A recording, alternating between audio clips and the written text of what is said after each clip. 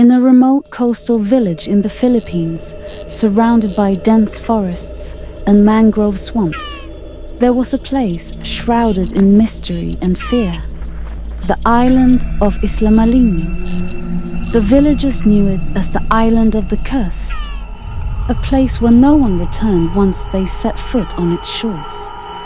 For generations it was whispered that ancient spirits and creatures of darkness ruled the island, preying on those who dared disturb its haunting silence. One rainy evening, a group of 4 friends, Lila, Marco, Tessa and Juno, arrived at the village.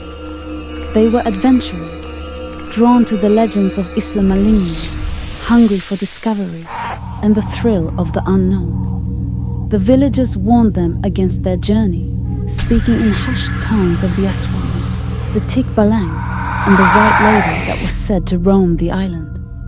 But the friends, armed with curiosity and a sense of invincibility, dismissed the warnings as mere superstition. The next morning, under the grey skies, they rented a small fishing boat and sailed toward Isla Maligno. As they approached, the island loomed before them, wrapped in an eerie fog that clung to the twisted trees like ghostly hands. The air was thick with the smell of decay, and the only sounds were the distant chorus of crows circling overhead. They set foot on the island, the sand wet and dark, and made their way inland. Strange symbols were carved into the trees, and the deeper they went, the more they felt a growing sense of unease. The silence was suffocating, broken only by the occasional crack of branches. Tessa, the most skeptical among them, laughed nervously, brushing off the unease, but her voice echoed unnaturally in the thick air. As dusk approached, they stumbled upon the ruins of an old Spanish convent, its walls crumbling and overrun with vines.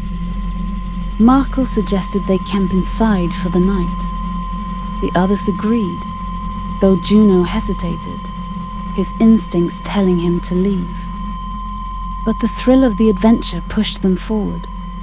That night, as they sat around the fire, the temperature dropped suddenly, and the wind howled through the broken windows like a mournful wail.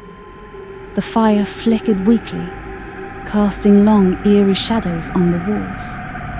Lila began to hear soft whispers, voices speaking in a language she couldn't understand, coming from the darkness outside. Marco noticed movement at the edge of the firelight, but every time he looked, there was nothing. As the night wore on, their fear grew. Tessa, always the boldest, ventured outside to gather more wood for the fire. Minutes passed, then hours. She never returned. Panicked, the remaining 3 set out to find her, calling her name into the night. The jungle around them seemed to close in, the trees twisting like claws, the ground shifting beneath their feet.